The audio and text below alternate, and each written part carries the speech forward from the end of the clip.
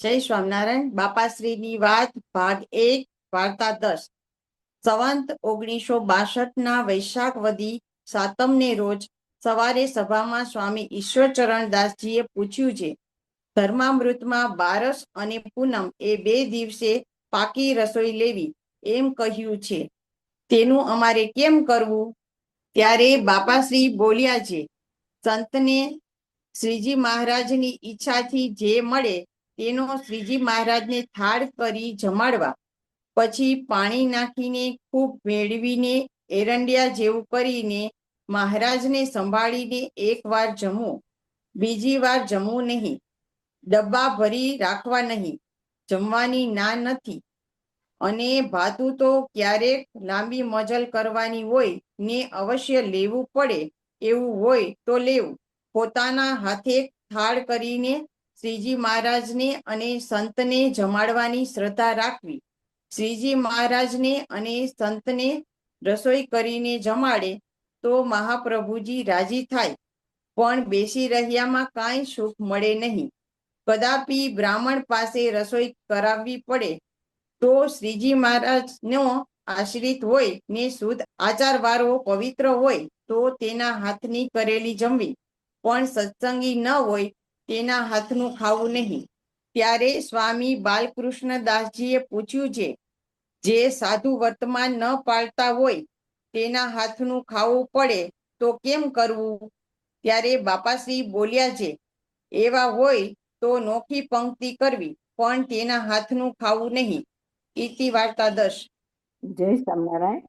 આપણે 9મી વાતમાં જોયું કે બાપાશ્રી ને સંતો બધા બેઠા છે, સમાગમ ચાલુ છે.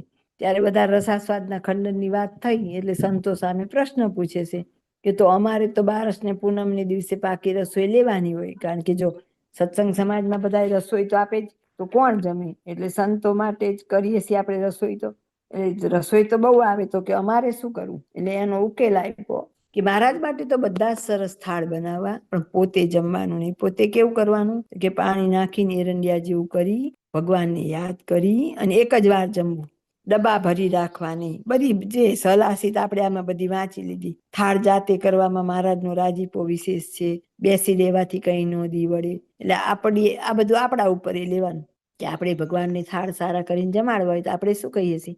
એટલે મહારાજને તો જમાડવા જ જોઈએ ને, એની ના નથી. વાર તહેવારે દરરોજ આપણને ઈચ્છા હોય તો ભલે પકવાન વિધવિધ ના કરીએ, પણ શું કરવાનું છે?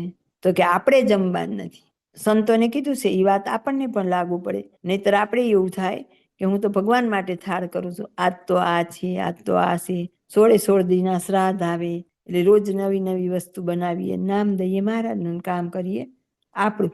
એટલે આપણને ટકોર કરી છે. સંતોને કરવાનું છે આપણે આમાં નથી લક્ષમાં લેવાનું. આપણે આમાંથી આપણે શું કરવાનું છે એ જોવાનું. તો કે જીવ ચટનો ન થઈ જાય એના માટે ભગવાનના થાળ એ અર્થે બનાવવાનું, પણ આપણે ગ્રહણ કરવાનું નથી. અને એક વસ્તુ આમાંથી આપણે એવી પણ જોઈ શકીએ કે આપણે જે સંતનો સમાગમ કે સેવા પ્રસંગ કરવું છે તો આવા હોય એનો કરવો, પછી આથી બહાર વર્તા હોય એનાથી છેટે રહેવું. કારણ કે એ નહીં કરે ને તો આપણને આ રસ્તે આગળ નહીં જ વધવા દે. એમ જ કે આ તો બધી ગૃહસ્થની શોભા છે, આપણે આપણા ઘર બાર પ્રમાણે રહેવું, આ તો પ્રસાદ કહેવાય, મંદિરનો પ્રસાદ ન જમે એવા તો વળી કેવા, એવા વિકલ્પ કાઢીને આપણને ચોક્કસ પાડે.